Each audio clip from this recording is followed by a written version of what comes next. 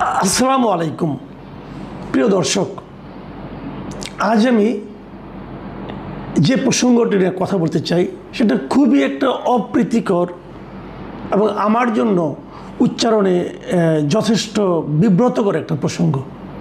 সেটা হলো সিডিআই প্রসঙ্গ। আমরা দেখছি গত দুদিন ধরে এই প্রসঙ্গটা খুব বারবার ঘুরে ফিরে আসছে। আসলে সত্যি কথা বলতে কি, আমি না এটার অর্থ বুঝতাম না এবং এটার অর্থ বুঝতে আমাকে অনেক বিব্রতকর অবস্থায় পড়তে হয়েছে।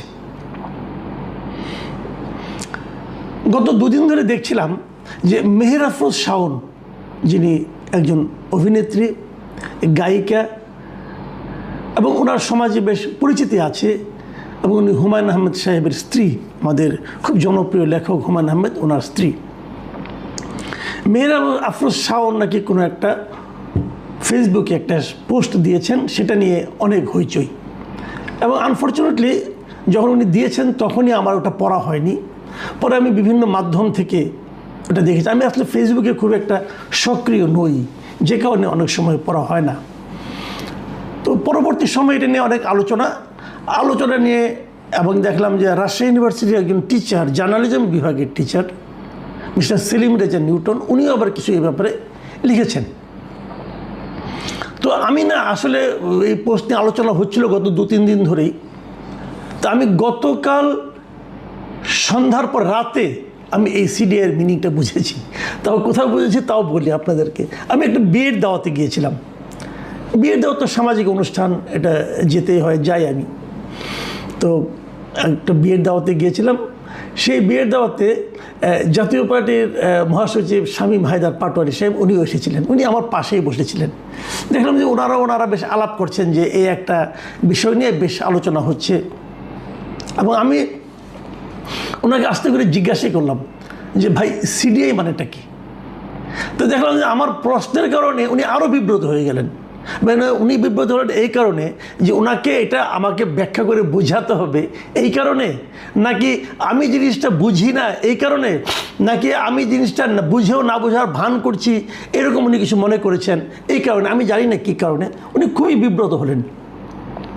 এবং বিব্রত হয়েও উনি কিন্তু আমাকে স্পষ্ট করে কিছুটা বললেন না, আকার ইঙ্গিতে বললেন।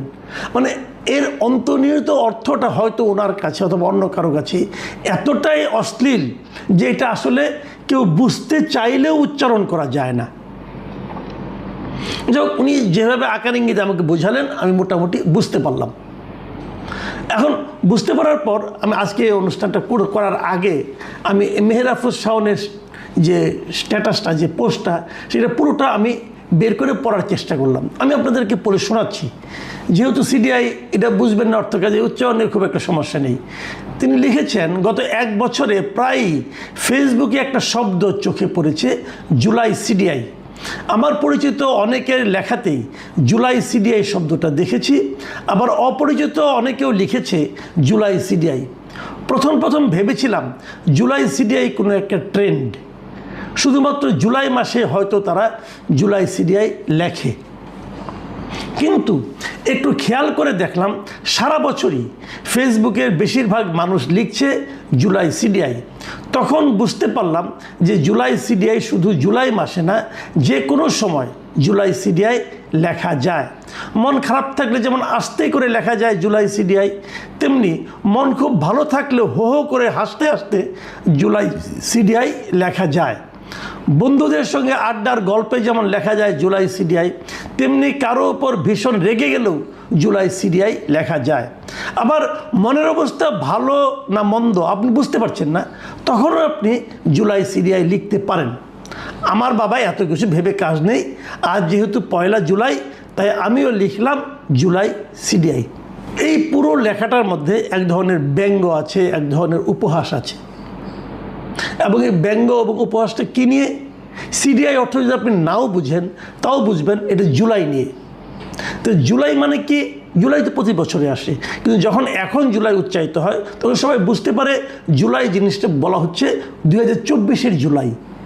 যে জুলাই মাসে এই দেশে একটা 2024-এ একটা আন্দোলন হয়েছিল, হাসিনা সরকারকে হটানোর জন্য প্রথমত সেটা ছিল বৈষম্য বিরোধী আন্দোলন, কোটা সংস্কার বিষয়ক আন্দোলন, তারপরে বৈষম্য বিরোধী আন্দোলন এবং তারপরে এক দফার আন্দোলন, মানে হাসিনাকে অপসারণের আন্দোলন। সিডিআই অর্থটা না বুঝলেও এতটুকু নিশ্চয়ই আপনি বুঝবেন এর অর্থ ভালো কিছু নয়। তো জুলাই নিয়ে ভালো কিছু নয় এটা বলা, আমি জানি না শাওন কী অর্থে বলেছেন, আমার কাছে এটা পছন্দ হয়নি। কারণ আমি জুলাই আন্দোলনের পক্ষে ছিলাম এবং আমার এক একজন এক এক কারণের পক্ষে ছিলেন। আমি পক্ষে ছিলাম এই কারণে যে আমার কাছে মনে হয়েছিল ওই সময় শেখ হাসিনার সরকার সারা দেশে যে অপশাসন কায়েম করেছিল, যে গণতন্ত্র হরণ করেছিল, মানুষের ভোটাধিকার কেড়ে নিয়েছিল, সেই ব্যাপারে আমি হাসিনা সরকারের উপর ক্ষুব্ধ ছিলাম, বিরক্ত ছিলাম এবং আমি হাসিনা সরকারের পতন চেয়েছিলাম। আবার অন্যদিকে শুরুর দিকে যখন তারা কোটা বিরোধী আন্দোলন হলো, আমি কোটা বিরোধী আন্দোলনের পক্ষে ছিলাম।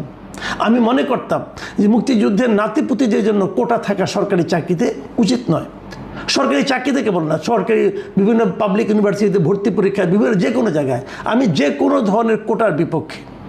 কাজেই আমি কোটা বিরোধী আন্দোলনের পক্ষে ছিলাম, যে কারণে জুলাই মাসের এই আন্দোলনের আমি পক্ষে ছিলাম। কাজেই সেটা নিয়ে ব্যঙ্গ বিদ্রুপ করাটা আমার জন্য খুব একটা আনন্দদায়ক নয়। শাওন করেছেন, এটা ওনার ব্যাপার, সব মানুষ তো একভাবে ভাববে না। ওনার ভাবনা, ওনার কী কারণে ভেবেছেন তা তো উনি ব্যাখ্যা করেননি, হতে পারে, কিন্তু উনি হালকা চালে এই জিনিসটা উনি লিখেছেন। লেখার পরে দেখলাম যে রাজশাহী ইউনিভার্সিটির যিনি জিএস মিস্টার সালাউদ্দিন আম্মার, উনি এক জায়গায় একটা কথা বলেছেন। উনি এই মেহের আফরোজ শাওনকে লক্ষ্য করে বলেছেন যে এই মহিলারে যে জুতার বাড়ি মারতে পারবে তাকে 1 লক্ষ টাকা পুরস্কার দেব, জুতার বাড়ি মেরে নাক মুখ দিয়ে রক্ত বের করে দিতে পারলে 2 লক্ষ টাকা। এখন কেউ মব উস্কানি বলতে আসলে ওইটারে ভরা বাজারে ল্যাংটা করে পিটাম। এটা হলো একটা বিশ্ববিদ্যালয়ের নির্বাচিত সাধারণ সম্পাদকের বক্তব্য। 3টা বক্তব্য। 1 নম্বর হলো মেহের আফরোজ শাওনকে জুতা দিয়ে মারতে পারবে, যে মারতে একটা বাড়ি মারলে চলবে, তাকে 1 লাখ টাকা দিবে। যদি কেউ মেরে তাকে রক্তাক্ত করতে পারে তাহলে তাকে দেবে 2 লক্ষ টাকা। এবং যদি কেউ এটা মব বলে উস্কানি, মবের উস্কানি বলে, তাহলে তাকে ভরা বাজারে ল্যাংটা করে উনি পিটাবেন। মিস্টার সালাউদ্দিন আম্মার, আমি বলছি আপনি এটা মবের জন্য উস্কানি দিয়েছেন, এখন আপনার দায়িত্ব হলো আমাকে ভরা বাজারে ল্যাংটা করে পিটানো। যদি পারেন আমি খুশি হব, আমি ভাববো যে আপনি বাপের বেটা, আপনি কথা রাখতে পারেন। আমি আপনাকে চ্যালেঞ্জ করছি। বলা খুব সহজ, ছোট মুখে বড় বড় কথা বলা অনেক সহজ। আপনি যে কথাটা বলেছেন, আপনার এই কথাটা ফৌজদারি অপরাধ আমি মনে করি। আপনি পারলে ওনার নামে মামলা করেন, আপনি পারলে ওনার নামে বলেন। আপনি তো মানুষকে 1 লাখ টাকার লোভ দেখাতে পারেন না, 2 লাখ টাকার লোভ দেখাতে পারেন না। আপনি যে 1 লাখ 2 লাখ টাকার লোভ দেখিয়েছেন, এটা হলো গিয়ে আপনি একজন নারীকে মারার জন্য মব উস্কে দিচ্ছেন আপনি। আর আমি যখন এটাকে মব বললাম, তখন আপনি আমাকে ল্যাংটা করে পিটাবেন, এর মাধ্যমে আপনি আমাকে হুমকি দিচ্ছেন। কোনো সভ্য দেশে এ ধরনের আচরণ চলে না, এ ধরনের হুমকি চলে না। আপনি কি লেখাপড়া শিখছেন আমি জানি না, যারা আপনার টিচার তাদের প্রতি আমার প্রশ্ন, আপনি কি শেখাচ্ছেন ছেলেটাকে? এই ছেলেটার আরও অনেক কথা আমি শুনি। আমার সঙ্গে ওনার একবার দেখা হয়েছিল, যেদিন ওনারা ইলেক্টেড হলেন, ইলেকশনের পরের দিন আমি রাজশাহী বিশ্ববিদ্যালয়ে গিয়েছিলাম, আমি আমার কাজে গিয়েছিলাম, ওখানে ওনার সঙ্গে দেখা, আমি হাত মিলিয়েছি। ওনার সঙ্গে হাত মিলিয়ে আমার কাছে ওনাকে খুবই ভদ্র একটা ছেলে মনে হয়েছে। সেই ভদ্র ছেলেটার মধ্যে এগুলি কী বেরোচ্ছে? ভাই, আপনি যে একদিন বড় হবেন, আপনি রাজশাহী ইউনিভার্সিটির স্টুডেন্টদের নির্বাচিত ব্যক্তি, আপনি একজন জনপ্রিয় লোক, এত লোক আপনাকে সমর্থন করে, সেই সমর্থন কি এই কারণে করে? আপনি একদিন আরও বড় জায়গায় যাবেন, একদিন এমপি হবেন, মন্ত্রী হবেন, আপনি কী করবেন? মানুষকে কাকে পিটাবেন?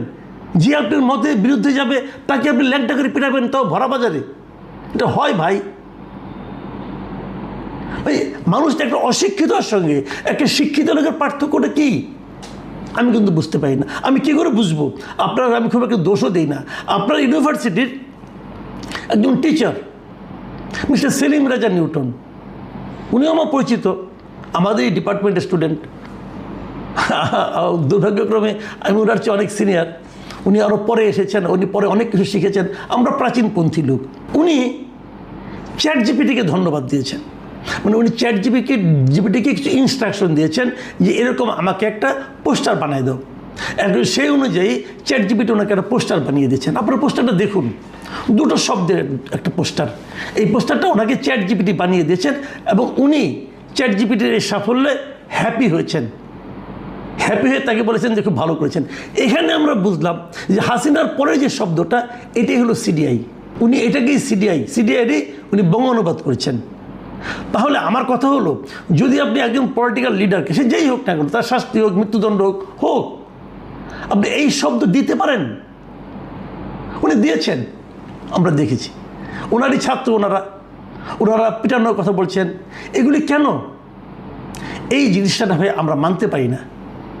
এদেশে কি সব দেখেন, ৭১-এর মুক্তিযুদ্ধও কিন্তু আমরা দেখেছিলাম।